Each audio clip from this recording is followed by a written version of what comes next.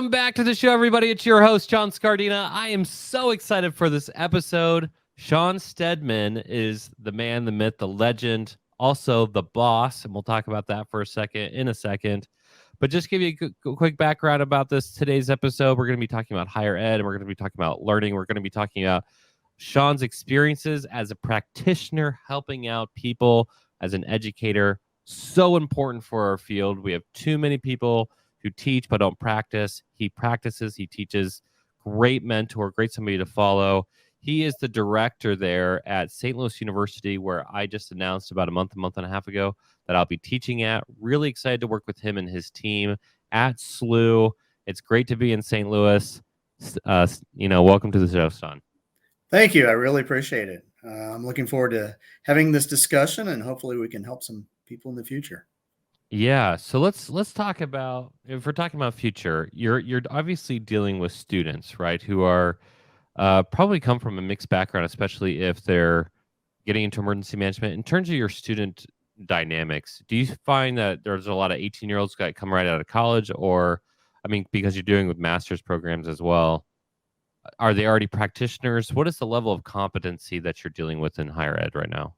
So it actually goes across the board. We have undergraduate students who have never heard of emergency management, and they fall into this. And we don't lose them because they're so excited about what they can do with it. But then we have graduate students who they're from major agencies that are trying to move up in their career, or they're trying to do a sidestep. So maybe they're a supervisor with a major agency like the DEA, and they want to become an emergency manager because that's what they always dreamed of doing. And so it's really a wide variety of students. Yeah, I found that to be true in my master's program. I was one of those who fell into emergency management. I was hyper passionate about international law, actually, and humanitarian aid. And I was like, well, if I'm in my undergrad, like, what will help me get into a really good master's or a law school and focusing on policy? And I was like, oh, what's emergency management? I figured that's I'm just going to, take a class and figure out what this is, and then never look back. Never wanted to get a law degree. Found a passion that, I've kept, 15 years later. And so that's true. But there was a ton of students in my master's program who wanted to pivot into emergency management, and they found that, there was a competency issue without education. And we get this pushback right now from people who are like, oh, well, experience means everything. And I agree. I have lots of experience. You have a ton of experience. But there is this part about education and building competencies for those people who push back on, they think their life in the military or a first responder, even humanitarian aid, is good enough to switch over to EM. What would be your pitch to why education is so important? So it's really hard to switch over without knowing what you're switching over into. And so from an educational standpoint, we give them a background and say, well, your skills are really strong. We appreciate them, but let's see if we can modify them so that it becomes more in line with the traditional emergency management career would look like, or those expectations that the community may have of you. Because being in the military, you understand the structure, you understand organizational input and organizational competencies. What we're saying is now we need to take those and let's focus those, instead of on a military background or military mission, let's focus those on a humanitarian mission. And so that education becomes that transition piece. Yeah, you're talking about transition. Funny enough, I led with, obviously bringing up that you're still a practitioner in the space, talking about military Coast Guard. Can you share with, the students, literally this year, I mean, what was it? How many weeks ago that you were in Florida doing operations? How do you keep up that skill set? Do you have experiences where you're like, oh, I'm an educator, but I'm also a responder, and how do you mesh those worlds together? It actually is a pretty easy mesh. So Floridans, we were going to go to Florida, and what they did was they said, you know what, we're going to make you remote. And so we ended up doing it remote because we were able to use technologies. Part of that was we were able to use the technologies because comms were existing throughout the United States, but in Florida, they were non-existent in areas. And so they sent us in and said, well, we need to do we need to do an accounting or an accountability of Coast Guard personnel. And so we used modern technologies and GIS mapping and other tools to be able to find these personnel and have 100% accountability, because Phenomenal. we were rescuing the rescuer, if that makes sense, and that we were brought in to find out where all those personnel were in case they were needed for deployments. Real quick, we're going to pause for this week's Disaster Tough endorsements. How do you spell Doberman Emergency Management? EOP, OEP, HVA, HMP, Thyra, TTX, Drone, PDA. Whenever you need an expert, Doberman Emergency Management field experts are there for support. Contact an expert at DobermanEMG.com today. The L3 Harris Extreme 400p radio solves problems and is specifically designed for emergency services. How do we know? We field tested it with medical, urban search and rescue, and collapse and confined structures. This radio is amazingly tough. Check out the L3 Harris Extreme 400p radio at L3Harris.com right now. Okay, let's jump back in. It's you're telling me about a fun story about dropping in on a guy who hadn't reported back, right? Yeah, so we had been given the authority by the admiral, and it was like, if we don't find these people, we're going to drop a swimmer in with a helicopter. And so if you can imagine sitting on your front doorstep and all of a sudden you're having a cup of coffee and you didn't answer, we sent out notifications. So we sent out text, emails, phone call. And if you can imagine, all of a sudden this helicopter would show up and here comes a rescue swimmer, or law enforcement comes knocking on your door, and it's like, well, why didn't you answer the 3 communications levels that were sent out to you?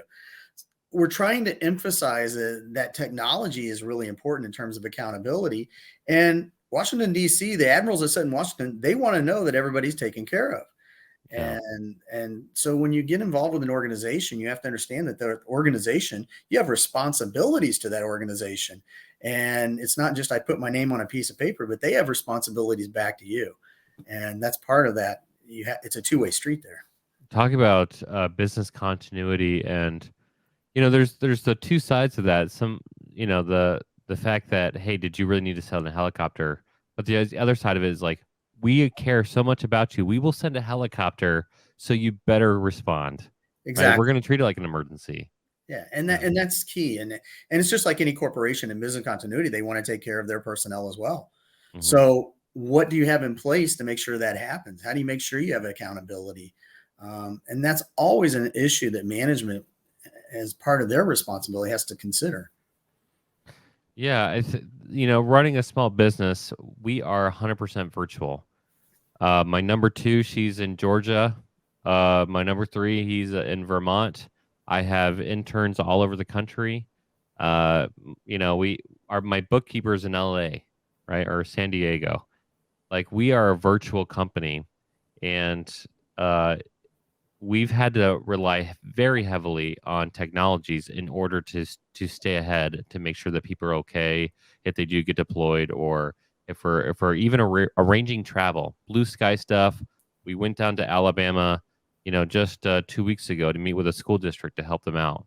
And, there's a delay on a flight. Even I have the responsibility to track my staff to make sure that they can get down there safely, or if they're stuck in an airport, wherever that may be. And technology makes that very easy, whether it's a text message or otherwise. We have lots of systems in place to have redundancies, but I don't feel like that's normal. I don't feel like there's a cultural norm of creating redundancy that has to change.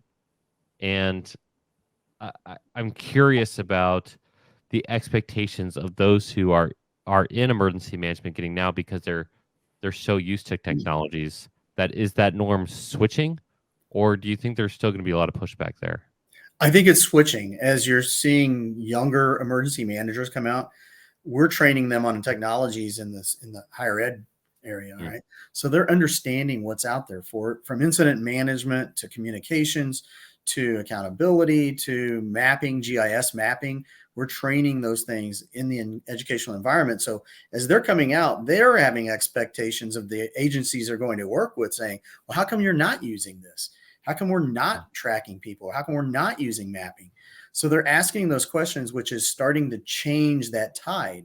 And hopefully they're not doing it in an arrogant way, but just hey, I've got something here that I think could really help us. And so I think overall, we're starting to see that rollover of technology being used more and more. I was in Japan for a couple of years, and the essentially the leader of the group, he would say, "We just do that, or we just don't do that."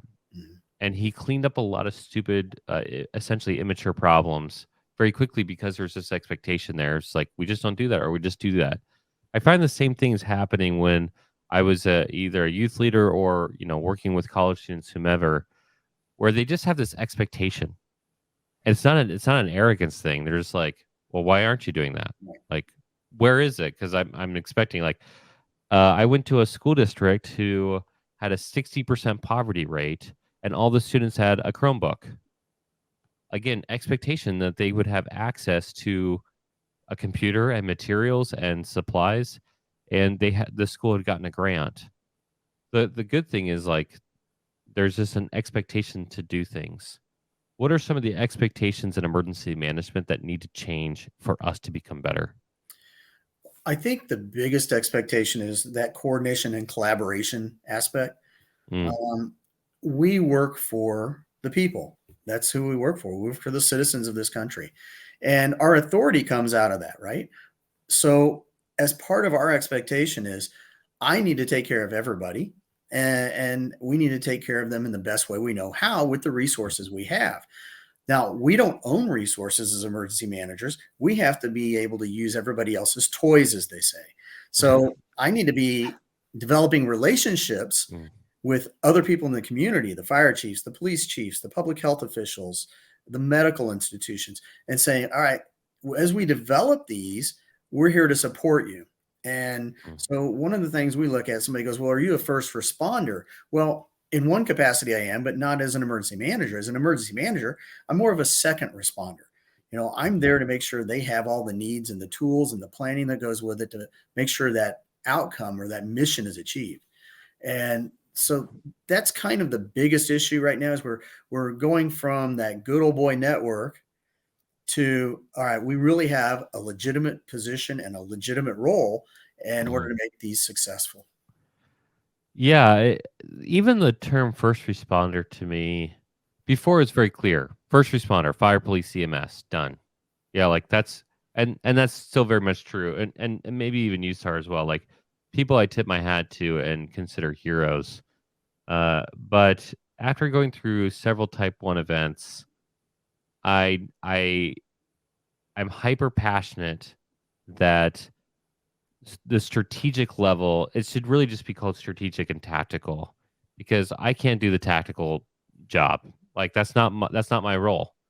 But it is much easier for them to operate when they can have all the other debris moved out of their way and Right. they can help people. And so now I kind of just see myself almost as a snowplow. I think that's probably we put up this funny thing on one of our social media channels, I think for the Readiness Lab. We asked about what should be the official animal mascot. I got people said ants. This guy went on the whole tangent about how an ant is an actual animal, so we should be ants. That's a whole other thing. But maybe it shouldn't be an animal. Maybe it should be a snowplow. I don't know. Something fun to think about. Yeah, and that's even as emergency managers, we need to know and understand tactical because Mm, I need to know and think ahead 2 to 3 days what you're going to be needing because I need to be taking care of that on the backside to make sure you get what you need in a timely fashion. I need yeah. to think about what those things are going to occur, cascading effects that might occur to the population, so that I can start thinking ahead. Mm, And you can be creative about it, right? And yeah. that's part of the fun of emergency management. It's never the same. No incident's the same. No response is the same. Mm. And as we coordinate and collaborate these things and bring the strategic down to the tactical, that's where that art, if you want to call it an art form, that's where that occurs. Yeah, I think there's a difference. Every disaster is different, but hopefully we don't have to reinvent the wheel every time Right. either. And I think you and I both get that. Hence education. Every student is different. Their personal experiences, their background, the cultures that they're bringing, and yet we still teach these principles that hopefully will improve their trajectory. We want to impact trajectory, whether it's through this podcast or through classrooms or the dynamic populations class, which I've hounded you on. You Right. need to go to Right. this class. But when you have agency heads out there, when you have directors out there, when you have people who've been doing this for a while, and they said, "I've never thought about this before," or this is more intense, or more this, or more that," then you know you've hit something. You've hit a nerve, and you get to. It's that learning process that's really fun to achieve. In fact, I'm going to call out Ingham County, Michigan, for a second. I know it's football season. I'm sorry for bringing up that dirty word, Michigan, but the sheriff, somebody from the sheriff's office, came from the county. He called us and said, "I just went to a PIO class put on by this other group that rhymes with EMA," and he's like, "I just couldn't deal with it. Like, it was death by PowerPoint." So we're trying to be innovative in our own ways and in our own processes to help people by kind of breaking out of the molds, that good old boy network, and saying this is a professional field with standardization, and you should customize based off of those standards. But we have to get to that point first. Yeah, and I think we're making progress towards that. I really do. Hmm. Um, we're finding that agency heads are they're spouting what their topic is, right? One of the Yeah. most interesting exercises I ever had was in Washington, D.C. We brought the agency's heads in, and then we brought in their number ones or their executives. Cool. And so the first part of the day, Well, we did, okay, let's talk about what you would do if we had a response. And we talked about it was a response to a toxic inhalation hazard over a city. And so we said, what would you do? And the agency's head said, well, we would do this and this and this. So then in the afternoon, we made them switch chairs. They moved to the back row and their number ones moved up, and they said, oh, we said, okay, same question. What would you do? And they were like, well, that's not exactly what we would do. What they said earlier, we would actually do this and we would do this. And it was more, what we found, it was more collaboration and coordination between the agencies interesting. because they weren't spouting the traditional line. They were like, Yeah. we're really doing this and we have to work with these people and this is what we do. And I think that's the key that's starting to happen, is that people are starting to realize that those roles and responsibilities have changed. It's no longer I have to do what I was told. It's I need to do what has to occur to make this a successful outcome. So Well, let me use that as a pivot point here. I don't know if this is an easy transition or not, but you're talking about outcomes and pivoting towards the right direction. I'm obviously now a huge fan of SLU. I live here. I teach there. I'm a big fan of the mentor here, Shawn Steadman. In terms of the outcomes that you're looking to get at SLU, what are we trying to achieve here? What is the goal? What is your mission as a practitioner who's become an educator to kind of kick in the door there a little bit? so I'm not the brightest guy on the block, right? There's a lot of people that are a I lot smarter. disagree. But the Emergency Management Institute, which is under FEMA, they've come out with these competencies. So we built the program on those competencies that they expect emergency managers to have. Now, these were put together by a lot of academics, a lot of very smart people. And so we use those to help address and focus our outcomes. At the same time, that we're overlaying that practitioner level. So we're like, okay, these are great outcomes, but hey, let's add some of these to it. One area that wasn't addressed a lot in those outcomes was exercises. And we believe very strongly that you need to Interesting. exercise and practice these things. So we Yeah. overlaid that on top of it. So now we have both the federal level competencies and we have the practitioner based competencies. And that's what I want our students to come out. And we operate after three principles. One is saving lives. That's number one. Two is stabilizing the incident. We don't want it to get any worse and we don't Mm. want to cause harm. And three is then we worry about all the other factors. Yeah. And sometimes we forget that in the heat of the moment, and first responders forget that in the heat of the moment. All right. Firemen, they go out and they see a fire and they say, I've got to take care of the fire. It's like, well, but do you really have to take care of the fire, or can we just let it burn and nobody gets hurt?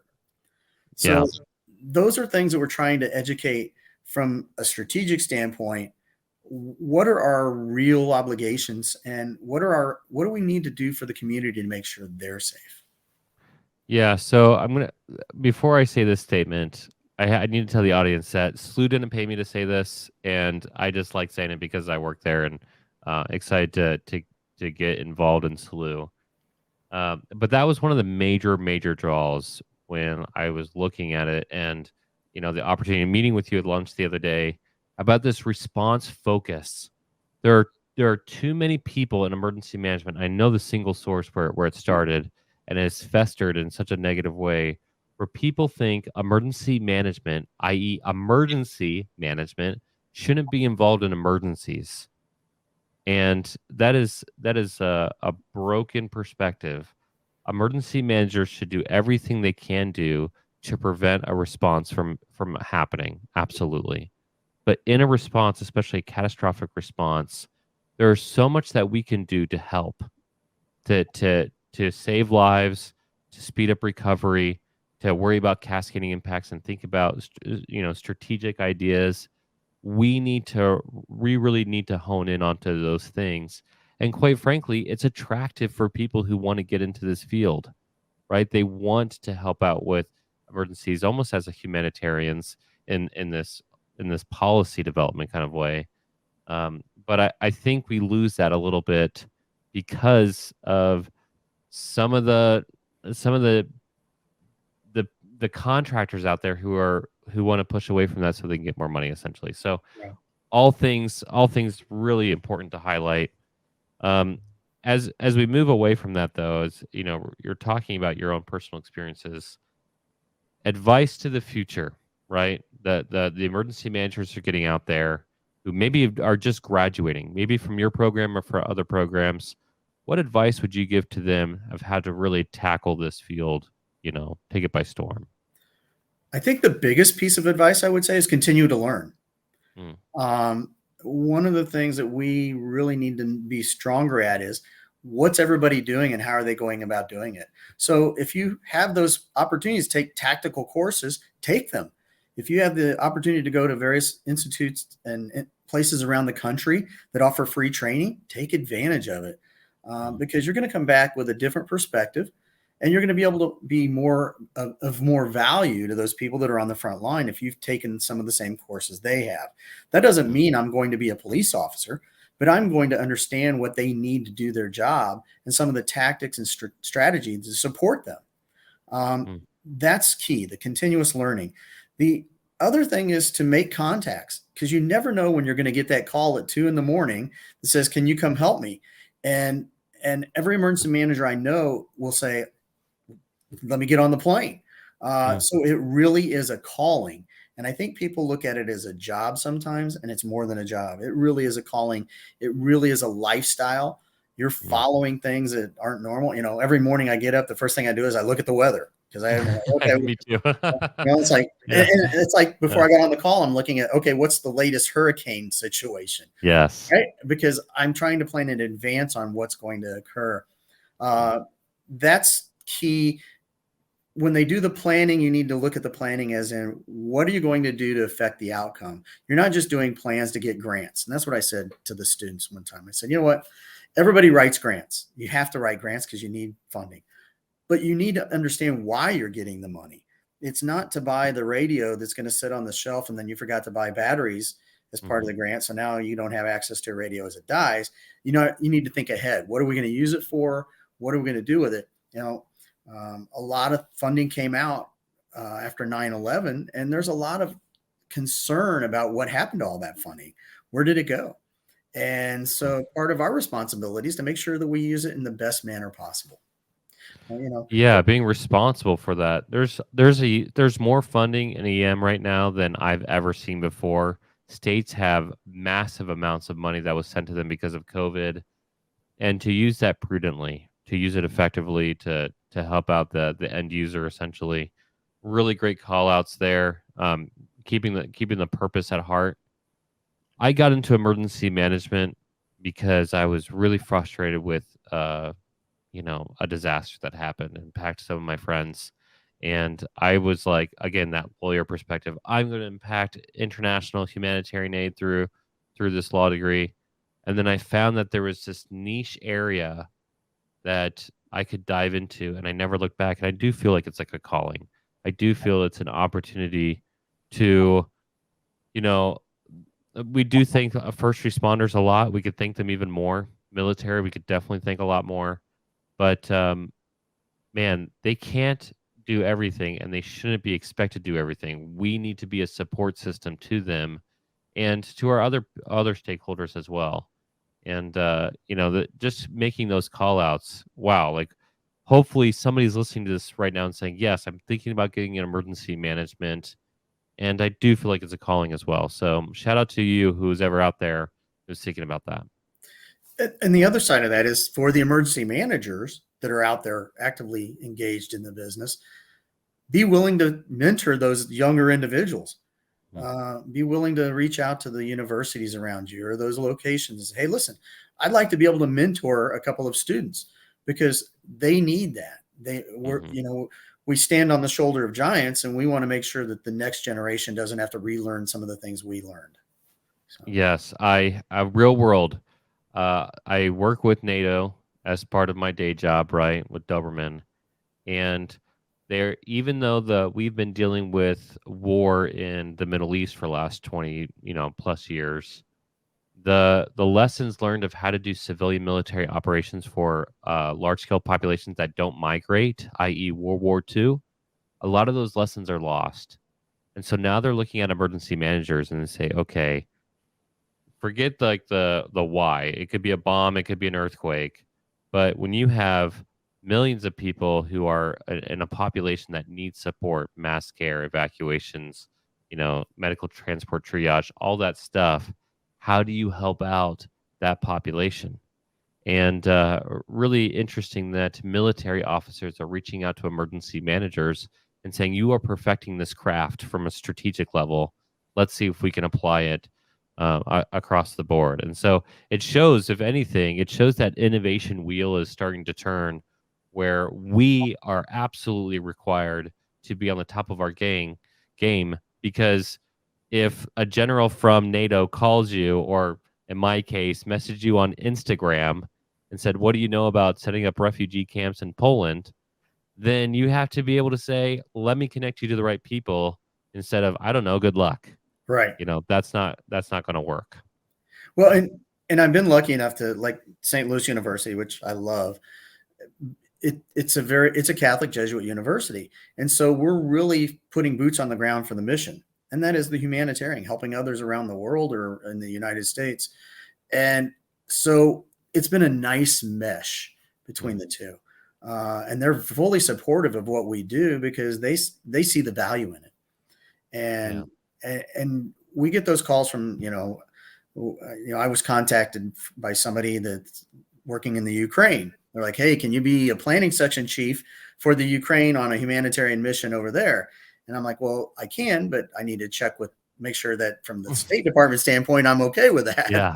They're like, hey, who are you working with? Yeah. Right. So there are some boundaries we have to work within from political and legal. But the names are starting to get out there that, hey, these emergency managers know how to do logistics. They know how to do finance. They know how to do operations. They know how to do planning, because they're practitioners and they're not just the guys that are pushing planning to get grants. Yeah. And so we're finding that there's more and more people that are reaching out to the emergency managers going, can you help us? Forget bricks on a shelf. Yeah. It's all about the planning process and making these things living documents and living processes. And I'm so excited for the field, especially, every week I get to talk to an SME. I've talked with SMEs at other universities, Georgetown University, specifically calling that out. Talked with SLU, 2 Jesuit universities, SUNY, as well as practitioners in the field who deeply care about instructing and helping other people out. And it's amazing. You look across the board, there is a strong pull from real leaders to pass on information, to get them to coordinate and collaborate more, to be involved and become more professional in that process. And the word is definitely getting out. And the word is getting out today about you, Shawn, about how you're a true leader. And I highly respect the fact that you're able to come on the show and share some of your experiences with us and talk to us. If we were able to give one last final piece of advice to our audience, what would that advice be? I think the advice would be keep an open mind and keep on striving towards the goal. Whatever that goal is, it's your goal. So keep on trying to achieve that. and you'll find that you make friends and along the way, and people that are there to help you. We might title this episode "Keep On Keeping On" with Shawn Steadman and St. Louis University. But either way, great conversation. Thank you for kind of walking us through kind of the rabbit hole. We've been on this trend here for the last little bit, just different areas to dive in. I think we covered like 6 or 7 areas in 30 minutes. And if anything, it shows you or shows our audience how easy it is for somebody with experience to just highlight very briefly, very easily, this information. And so we all need to work with that and keep learning for sure.